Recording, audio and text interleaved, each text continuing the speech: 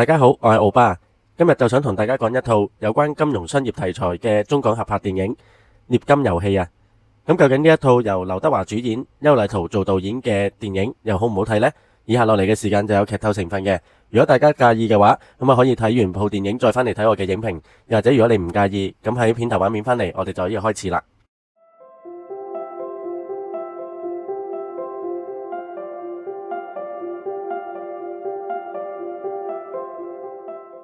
首先都同大家講下呢套電影嘅故事大綱啦。一個喺知名大學畢業嘅高材生高航啊，咁就靠人脈入咗一間金融公司藍石呢，就做一個無薪嘅實習生啊。咁佢就被安排去跟劉德華飾演嘅張托德。咁本身呢，劉德華就唔想帶實習生嘅，咁但係高航就表現到獨特嘅見解啦，咁所以呢，就做咗佢嘅師傅啦。劉德華喺呢一個行業呢，係大師級嘅，而且佢係站喺道德高地，唔會為咗達成協議呢而造假。咁高航呢亦都跟住佢咁學習啦。藍石嘅高層女上司為咗想做到生意呢，就引誘高航背叛阿劉德華，就幫佢手。咁亦利用阿高航呢去實行一個金融嘅騙局啊。咁究竟高航會唔會背叛劉華呢？最後又會唔會揭穿女上司嘅陰謀呢？咁就留翻俾觀眾自己睇啦。咁首先啦，劉德華呢係有少少令到我去卻步睇呢一套電影嘅。咁原因呢，就係因為佢上年太濫拍啊，質素呢都係有保證地差嘅。咁不過今日就啱時間，又冇其他嘢想睇，結果呢，我就去睇咗呢一套電影啦。不過睇完呢，我覺得係比我想象中好嘅。咁首先我都講下呢一套電影好嘅地方先啦。劉德華今次嘅演出呢，我覺得係合格嘅。咁首先就係冇乜做一啲奇怪嘅嘢啦，又或者奇怪嘅對白啦，又冇一啲唔 make sense 嘅嘢啦。咁另外其他嗰啲內地演員呢，其實我覺得大部分都係好戲嘅。咁當然佢哋未至於話影帝影后級啦。但係咧，佢哋通常都係有合格嘅演出嘅。咁譬如呢一套電影嘅高航啦，又或者嗰位女上司啦咁。咁呢一套係中港合拍片啦。其實我睇完之後呢，我就會喺度諗，如果呢一套係一套港產片，會唔會更加好睇呢？不過我估呢就未必啦，因為呢電影入邊有一啲嘅橋段啦。咁啊，如果係喺香港嘅話，我覺得係未必會發生嘅。例如半年冇人工嘅實習生喺香港啊，咁啊死咗9世啦。大學畢業出嚟，戶口得返嗰3000幾蚊，靠女朋友援助過活呢，咁又係死咗9世啦。個女上司咁就獎咗1000萬俾阿高航啦，咁佢呢就即刻買咗一間目測過1000尺嘅大屋啦。咁換着喺香港啊，1000萬可能都係淨係買到6、7、8尺嘅啫。劉德華咁啊塞車嗰陣時就喺度狂撥啦，又伸個頭出去破口大罵啦。如果換着喺香港，可能都已經俾人拍咗片擺咗上網添啦。電影當中呢，其實好多角色嘅對話，又或者佢哋嘅文化，以至佢哋嘅處事態度，咁啊都只係喺偉大嘅祖國呢先會見到嘅。所以總括而言呢，呢一套可能係暫時唯一一套我支持中港合拍嘅電影啊。因為電影大部分嘅嘢喺祖國呢就會變得係完全合理化啦。邱禮濤導演出咗名呢係唔會勾 budget 嘅導演嚟嘅，無論係高成本嘅大製作，又或者低成本嘅普通製作，佢一樣可以拍得出一套合格嘅商業電影。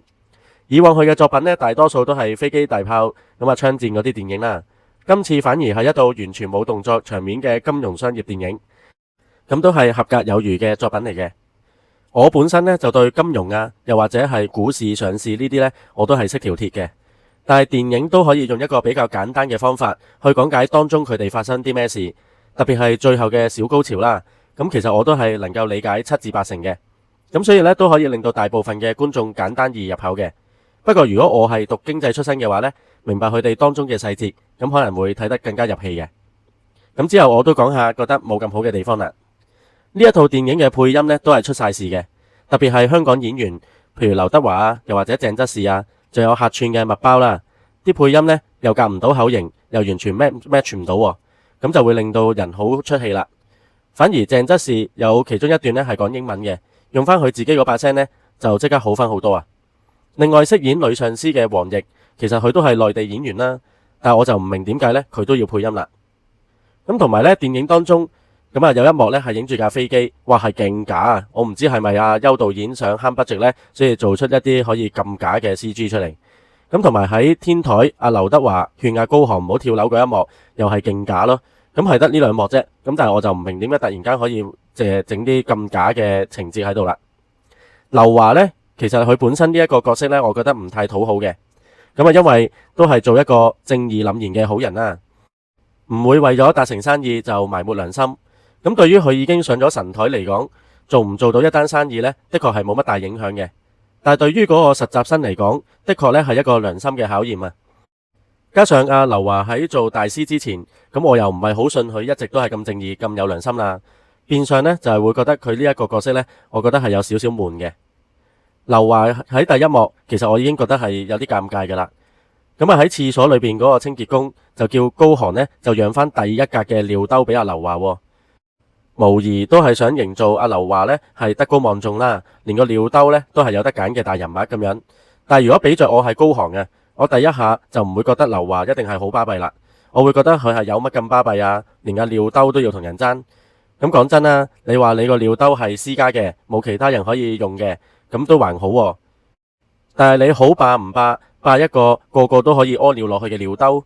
同埋如果我冇聽錯啊，劉德華喺廁所同高寒介紹自己係乜乜大師啦。咁好老實講，如果係大師嘅，使乜由自己把口講出口㗎？你嘅氣場自然會有人 feel 到㗎啦。又或者透過廁所嗰個阿叔講俾高寒聽，咁我覺得仲 make sense 嘅。高寒最後就選擇幫女上司背叛劉德華啦。某程度上，我覺得係情有可原嘅。但係佢跟咗劉德華一段時間，咁講到佢為咗食狗糧都唔食嗰條肥婆，咁同位於喺呢個道德高地，但係又二話不說答應咗女上司嘅要求，咁係有啲奇怪嘅。再加上劉德華都話有80%把握可以幫佢申請到正職啦，女上司只不過係多20%，百分百可以保薦佢上正職啫。就係因為呢20%，你就選擇背叛自己嘅師傅，咁我就覺得更加奇怪啦。劉德華同飾演夜店女歌手嘅倪妮，咁啊以我理解呢，佢本身係情侶嚟嘅，差不多都談婚論嫁添。但係因為女方嘅爸爸信咗劉德華去買股票，結果就輸清光啦，最後就跳樓自殺添，搞到佢哋嘅感情呢就出現咗問題啦。但係如果係咁，個女仔其實我都覺得幾大方喎，某程度上好正常都會覺得係劉德華害死自己個老豆啦，但係都仲可以繼續同佢保持關係，呢一個呢，我就覺得有少少唔合理啦。女上司送嗰個快遞俾高寒嘅女朋友，個女朋友呢就即刻要同高寒分手。咁我以為入邊係佢哋搞嘢嘅相啦，點知入邊呢只係佢哋一齊 book 酒店房嘅證明嚟嘅。女朋友就嬲嬲豬，我覺得呢係好正常。但係其實兩個人出外公幹，一齊 book 酒店又有幾期呢？咁老土啲咁講，一個瞓房，一個瞓廳都得嘅啫。我唔係話個女朋友嬲就唔合理嘅，咁啊都會嬲嬲豬，會呷醋嘅。但係咁樣就話要執埋行李要走，咁我就覺得有啲兒戲啦。成套電影其實就超過2小時，全部呢都係文戲嚟嘅。最後高寒幫個 friend 反攻擊嗰個女上司，都可以算係電影嘅高潮嚟嘅。但係實際上成套戲感覺呢，可以話係冇乜高潮嘅，比較平鋪直敘啊。佢唔可以話悶嘅，但係呢冇高潮嘅感覺，成套戲就好似順住去咁。但係畢竟成2個鐘頭咁長嘅文戲，難免中間呢都有1-2個位，我係覺得有少少悶嘅。其實套電影濃縮到去個半鐘嘅話呢，我就覺得會更加緊湊啦。咁我都講下觀後感啦。其實入戲院之前，我本身呢都冇乜期望嘅，甚至乎係基於我對劉華嘅 bias 啦，有少少係預咗中伏嘅心態添。